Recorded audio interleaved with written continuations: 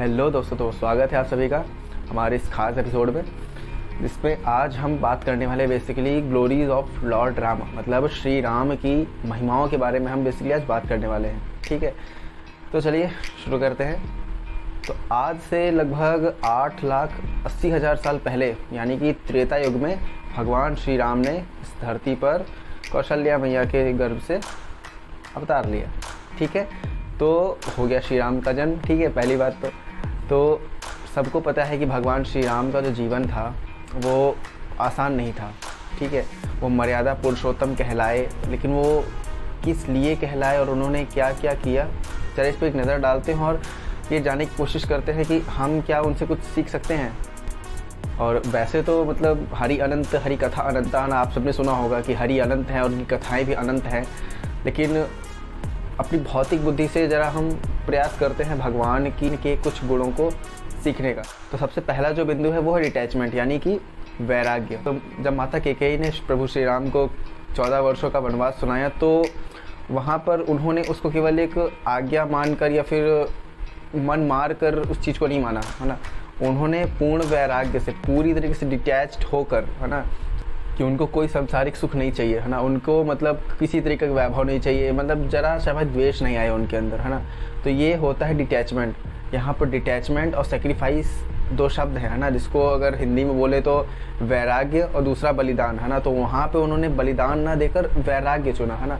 वैराग्य से आप चीज़ों को अपने से अलग करके, है ना, आप चीज़ों से विरक्त होकर भी अपना जीवन जी सकते हो और बहुत ही परफेक्टली जी सकते हो। ये प्रभु श्री राम ने वहाँ पे हमें बताया। ठीक है, तो वहाँ पर उन्होंने केवल अपने पिता की आज्ञा का अपनी माता का आज्ञा का पालन नहीं किया, वो प्रॉपरली डिटैच हो गए, है ना। वैसे तो वो पूरे जगत के मालिक हैं, है ना, पूरे जगत के पालनहार हैं, लेकिन तो उनको मतलब इस चीज़ से क्या लाभ, है ना। वो मतलब एक अयोध्या, वैसे तो करोड़ों अयोध्या मतलब उनके शौर्य, उनके साम्राज्य का कुछ नहीं प्रभु श्री राम के, है ना। तो जो सबसे बड़ा मालिक होगा वही सबसे बड़ा वैरागी हो सकता है ना। तो ये प्रभु श्री राम सिखाते हैं कि हमको अपना व्यक्तित्व इतना बड़ा करना है कि हम चीज़ों से अलग हट के भी सोच पाएँ, है ना, और मुश्किल परिस्थितियों में भी आसानी से आगे बढ़ पाएँ। खास बात भगवान श्री राम की ये है कि उन्होंने प्रत्येक भक्त की भक्ति को स्वीकार किया, चाहे वह अहिल्या माँ हो, है ना, जो शीला बन चुकी थी, उनका उन्होंने उद्धार किया, या फिर भील जाति की वो शबरी हो जिनकी उन्होंने जूठे भेड़ खाए, चाहे वो महावीर हनुमान हो, है ना, जिनकी भक्ति उन्होंने स्वीकार करी, चाहे वो राक्षस कुल में जन्म लिए विभीषण हो जिनको उन्होंने शरण दी, चाहे वो नाव चलाने वाला एक केवट ही हो, है ना, उनकी सेवा भी भगवान ने स्वीकार करी, और चाहे वो जो रेत में एक गिलहरी जो प्रभु श्री राम का सेतु निर्माण में सहयोग कर रही थी, है ना, उसकी भी भगवान ने मतलब पूरी आत्मीयता से भक्ति को स्वीकार किया, है ना। तो भगवान ने यहाँ पर किसी का रंग रूप जाति कुल, है ना, और शरीर देखकर या फिर मतलब कुछ भी ऐसा भौतिक जो हम लोग आज देखते हैं जिससे हम लोगों को आइडेंटिफाई करते हैं, लोगों को जज करते हैं, भगवान ने हमको उन नज़रों से कभी नहीं देखा, है ना। उन्होंने अपने भक्तों का भाव देखा, है ना, क्योंकि प्रत्येक व्यक्ति में जीवात्मा है ना, और सारी जीवात्मा भगवान का अंश है ना। उन्होंने सभी जीवों में अपने अंश को देखा, है ना, उस अंश के द्वारा किए गए भक्ति के प्रयासों को देखा, और जो प्रेम सामने से लोगों ने दिखाया, है ना, जितने भी उनके भक्तों ने, वो अलग अलग योनियों के थे, है ना, अलग अलग कुल के थे, है ना। कोई राक्षस कुल का था जैसे विभीषण हो गए, है ना, एक एकदम शबरी भील जाति की थी, लेकिन भगवान ना जात पात देखते हैं, ना कुल देखते हैं, ना रंग देखते हैं, है ना, ना आकार देखते हैं, शरीर देखते हैं, ना बल शौर्य, कुछ नहीं देखते, वो बस आपके भाव देखते हैं। ठीक है, तो भगवान श्री राम से ये सीखना चाहिए हमें भी, और प्रत्येक व्यक्ति को ऐसा सम्मान देना चाहिए। और चलते चलते अगर प्रेम की बात करें, है ना, आजकल बहुत ही प्रेम का, तो प्रेम में तो कचड़ा एकदम भर दिया लोगों ने, है ना। एक चिरकुट नवाब हुए थे, है ना, जिन्होंने ताजमहल बना दिया, तो उस पर लोग प्रेम की लंबी लंबी कविताएं लिखने लगे हैं, है ना। तो सो कॉल्ड आजकल इंटेलेक्चुअल्स हैं, है ना, और जो भटके हुए थोड़े से नौजवान हैं, है ना, जिनको चीज़ों की सच्चाई पता नहीं है, वो ताजमहल और अलग अलग मकबरे दुनिया में बना रखे हैं लोगों ने, है ना, अलग अलग मॉन्यूमेंट्स बना रखे हैं, इमारतें बना रखी हैं, जिनको देखकर प्यार की कसीदे लोग पढ़ते हैं ना। तो यहाँ पर अगर श्री राम से हम प्रेम सीखें, श्री राम के जीवन में प्रेम क्या था, है ना, उन्होंने अपने इतने संघर्षपूर्ण जीवन में प्रेम को कैसे परिभाषित किया, है ना। तो आइए ज़रा जानते हैं।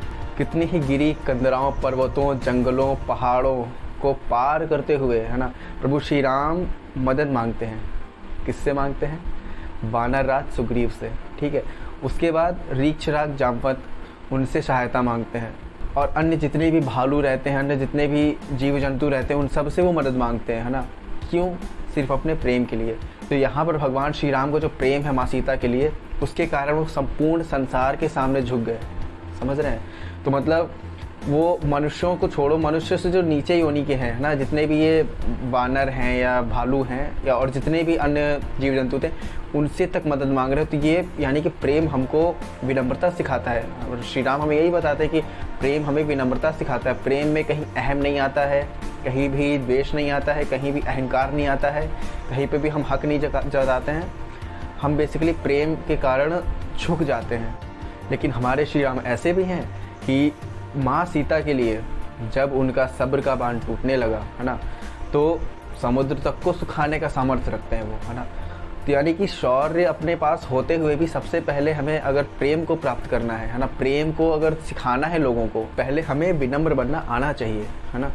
उसके बाद ही हमारा शौर्य तो अलग चीज़ है ना। हम डरा धमका के लोगों से प्यार करवा लेंगे या फिर अपना जो है उसे हम हासिल कर लेंगे, वो तो अलग चीज़ है। लेकिन श्री राम हमें पहले आदर्श जीवन पर चलना सिखाते हैं, और कैसे चला जाए वो खुद जी कर बताते हैं। तो श्री राम से हम यही सीखते हैं कि प्रेम के लिए सबसे पहले विनम्र रहो, है ना, शालीनता रखो, और अगर ज़रूरत पड़े तो शौर्य भी रखो। और अगली बात ये है कि जब श्री राम ने रावण का वध कर दिया, फिर उन्होंने लक्ष्मण जी से एक बात कही कि जाओ, जो रावण अभी मृत्यु शैया पे पड़ा हुआ है ना, अपने अंतिम समय में है, उसे जाकर धर्म, राजनीति, दर्शन शास्त्र, है ना, इन सारी चीज़ों का ज्ञान लो, है ना। तो बेसिकली उन्होंने ऐसा क्यों कहा? क्या उस समय पे ज्ञान था नहीं, या फिर वो मतलब क्या हमको बताना चाह रहे थे वो ना, उनके अंदर इंटेंशन क्या थी, क्या इच्छाएँ थी कि लोग इससे क्या प्रेरणा लें, है ना। तो इस पे बात करते हैं। तो इस पे बेसिकली वो ये चाह रहे थे कि देखो, हमारी लाइफ में बहुत सी प्रॉब्लम्स आती हैं, है ना, हम उनसे लड़ रहे होते हैं, है ना, और किस बिहाफ पे लड़ रहे होते हैं, किस उम्मीद से लड़ रहे होते हैं कि कहीं ना कहीं परिवर्तन आएगा, है ना। तो वो जो परिवर्तन होता है वही होती है अच्छाई, है ना। हम उसी के लिए संघर्ष कर रहे होते हैं, और जब तक ये संघर्ष अच्छाई के लिए होता है तब तक हम सदगति कर रहे होते हैं ना, अच्छे मार्ग पर चल रहे होते हैं, वरना दुर्गति होती है हमारी, है ना। लेकिन रावण के साथ क्या था? रावण गलत मार्ग पर चल रहा था ना, तो रावण की दुर्गति हो गई। लेकिन वही है ना कि रावण के पास भी नॉलेज तो नॉलेज होता है भाई, ज्ञान तो ज्ञान होता है ना। तो उस ज्ञान को भगवान श्री राम ने समझा, है ना, और उसको अपनी क्रोध की अग्नि में पूरी तरह से भस्म नहीं किया, है ना, क्योंकि भगवान भी जानते हैं, है ना, कि ज्ञान का महत्व क्या है ना।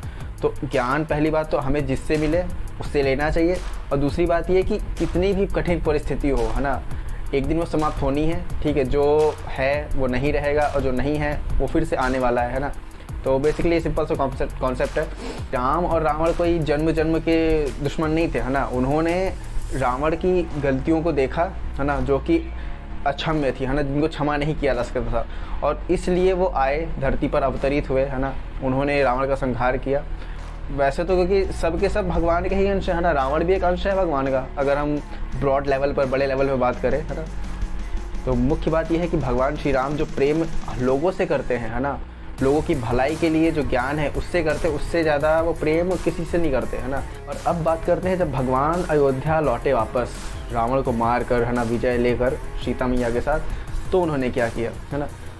तो जब वो अयोध्या लौटे तो फिर उनके दिमाग में ऐसा नहीं था कि वो वहाँ जाएंगे तो उनको राज सुख भोगना है ना, या फिर बहुत ही लंबे समय तक राज करना है, आराम करना है ना, आनंद उठाना है, घूमना फिरना है, ऐसा उन्होंने नहीं सोचा, ठीक है। तो भगवान श्री राम जब अयोध्या लौटे वापस, तो उन्होंने किया क्या आखिर, है ना। तो पहली बात, जब भगवान श्री राम अयोध्या लौटे, उन्होंने कुल 11,000 वर्षों तक अयोध्या पर शासन किया, ठीक है, और 11,000 वर्षों तक लगातार अपनी प्रजा की सेवा करी, ठीक है, एक पिता की भांति, एक माँ की भांति। जितने भी वहाँ के लोग थे, है ना, हम सुनते हैं राम राज्य के बारे में बहुत आजकल चर्चाएं होती रहती हैं। तो राम राज्य केवल ऐसा राज्य नहीं जहाँ केवल मानवों की ही फिक्र हो, है ना, मानवों की ही चिंता हो। राम राज्य में प्रत्येक जीव, है ना, एक निम्न योनि से लेकर हम मनुष्य योनि वाले लोग, है ना, और जितने भी देव हैं, मतलब सारे प्रकार के जितने भी योनियों के लोग होते हैं, सब के सब सुखी थे, है ना। यहाँ हम किसी एक पर्टिकुलर इंसान की बात नहीं कर रहे हैं, है ना, किसी एक विशेष वर्ग की बात नहीं कर रहे हैं कि केवल महिलाएं ही सुखी थी या केवल पुरुष ही सुखी थे या केवल व्यापारी वर्ग सुखी था, ऐसा कुछ नहीं है। मतलब हर एक व्यक्ति, हर एक पशु पक्षी, है ना, आसमान में उड़ने वाली चिड़िया या फिर समुद्र में रहने वाले मगरमच्छ, मतलब सब कुछ, है ना, A to Z। तो ये थी श्री राम की महिमा।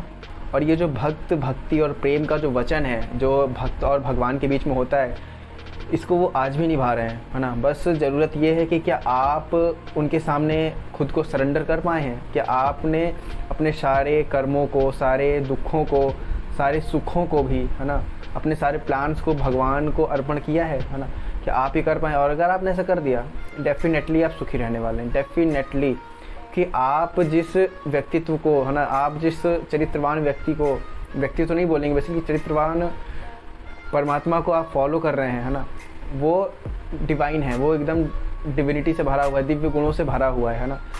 लेकिन ज़रूरत बस ये है कि क्या आपने उनको अपने जीवन में लाने का प्रयास किया? क्योंकि भगवान तो दौड़े चले आते हैं, है ना। वो शबरी के पास खुद चल के गए, अहिल्या माँ के पास खुद चल के गए, है ना, सुग्रीव के पास खुद चल के गए, तो वो तो सबके पास खुद चल के जा रहे हैं, है ना। क्या आपने उनको कभी अपने पास बुलाने की कोशिश की है, या केवल आपने केवल एक नारा लगा दिया या फिर अपनी गाड़ी पे लिखवा दिया जय श्री राम या कुछ भी, है ना, या फिर केवल नाम के हैं आप, काम के नहीं हैं, है ना, ऐसा भी है। तो इससे तो भगवान आपके पास नहीं आने वाले ना, जब तक आप उनको प्रेम नहीं भगवान भाव के भूखे हैं, है ना। भगवान को दिखावे से मतलब नहीं है, भगवान को चाहिए आपके अंदर जो है, आपकी आत्मा से जो आ रहा है, आपके दिल से, आपके हृदय से जो आ रहा है, वो प्रेम चाहिए भगवान को, है ना।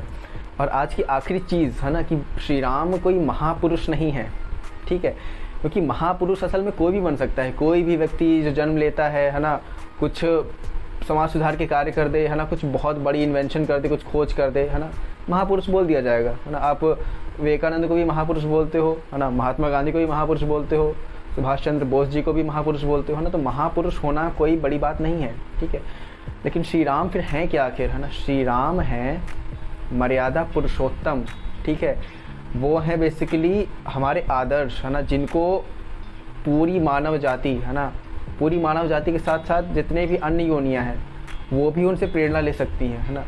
बाकी अन्य योनियों में तो वो चेतना नहीं होती, वो कॉन्शियसनेस नहीं होती है कि वो इन चीज़ों को समझ सके। लेकिन हमको दी गई है ना, हमको फ्री विल दी गई है, हमको ये इंटेलिजेंस दी गई है ना, कि हम चीज़ों को समझ सकें और अपना जीवन निर्धारण कर सकें कि हमको किस दिशा में लेकर जाना है। तो बेसिकली जो श्री राम हैं वो महापुरुष नहीं है, वो मर्यादा पुरुषोत्तम भगवान है ना। और वो हमें ये सिखाते हैं कि मनुष्य जीवन में परफेक्शन कैसे अचीव करें। कि आजकल लोग बोलते हैं नोबडी इज़ परफेक्ट, है ना, ये फलाना ठिकाना, कि इम्परफेक्शन ही बढ़िया है, कि no one is perfect in this material world, है ना, और या फिर कोई परफेक्शन हासिल नहीं कर सकता। भगवान श्री राम खुद परफेक्शन वाली लाइफ जी कर दिखाते हैं, है ना। और वहाँ पर अगर आप ये समझो कि भगवान श्री राम की लाइफ में दुख आए, कष्ट आए, है ना, उन्होंने बहुत ही मतलब योग में अपना जीवन गुजारा, सीता माँ से दूर रहे, अपने माता पिता का भी सुख अच्छे से नहीं भोग पाए, है ना, उनके साथ नहीं रह पाए, आप उनको भौतिक रूप से जज कर रहे हो, है ना। भगवान कोई भौतिक वस्तु नहीं जिनको आप भौतिक रूप से जज करो, है ना। भगवान को आप आध्यात्मिक रूप से देखो, है ना, क्योंकि हम आत्माएं हैं और भगवान जो है परमात्मा है ना, परमात्मा है वो। तो बेसिकली जो परफेक्शन होता है ना, जो पूर्ण जीवन का जो एक कॉन्सेप्ट है ना, कि परफेक्शन बेसिकली है कि तो परफेक्शन जीव की आत्मा से आता है। हम अगर परफेक्शन को मटेरियलिस्टिक रूप से अगर डिफाइन करें, है ना, तब तो दो कौड़ी की उसकी डेफिनेशन हो जाएगी, है ना, कि परफेक्शन फिर कुछ भी नहीं है। कि यहाँ पर क्योंकि आप कुछ मेजरमेंट का कोई इंस्ट्रूमेंट बनाते हो, वो भी परफेक्ट नहीं है, सीधी बात, उसमें भी एरर्स होते हैं, है ना। तो परफेक्शन बेसिकली एक डिविनिटी है ना, एक डिवाइन चीज़ है जो कि खुद भगवान श्री राम ने समझा दी, है ना, अपना पूरा जीवन जी के दिखा दिया, है ना। उसमें हमारी बुद्धि इतनी कमज़ोर है कि हम उसमें भी त्रुटियाँ देखते हैं, है ना, कि भगवान के जीवन में दुख है, भगवान के जीवन में वियोग है, ये है वो है। भाई भगवान का जो वियोग है ना, वो तो लक्ष्मी नारायण साक्षात है ना, वो तो राम सीता सदा से हैं। तो वो बेसिकली धरती पर आए थे क्योंकि वो हमसे प्रेम करते हैं, है ना। उनका प्रेम तो अटूट है, वो तो सदा के लिए रहने वाला है, वो तो आदि अंत मध्य सब में रहने वाले हैं, है ना। उन तो मतलब उनका साथ तो कभी नहीं छूटने वाला है ना। राधा कृष्ण, शिव शक्ति, है ना, राम सीता, ये तो हमेशा के लिए रहने वाले हैं ना। वो बेसिकली आए थे हमारे लिए, परफेक्शन का जो पूरा लेसन होता है, पूरा पार्ट होता है, उन्होंने सिखाया हमको, है ना। तो अब समझने वाली बात है कि हमारे अंदर क्या क्षमता है कि हम उन चीज़ों को ग्रहण कर पाएँ, ठीक है। तो आज हमने बस थोड़ी सी कोशिश करी है भगवान श्री राम के गुणों को जानने की, समझने की, है ना, और उनके जीवन का मकसद क्या था। उम्मीद करता हूँ आपको ये एपिसोड पसंद आया होगा, और अगर पसंद आया है तो सब्सक्राइब कर दीजिए, है ना, और 2-3 लोगों के साथ शेयर भी कर दीजिए।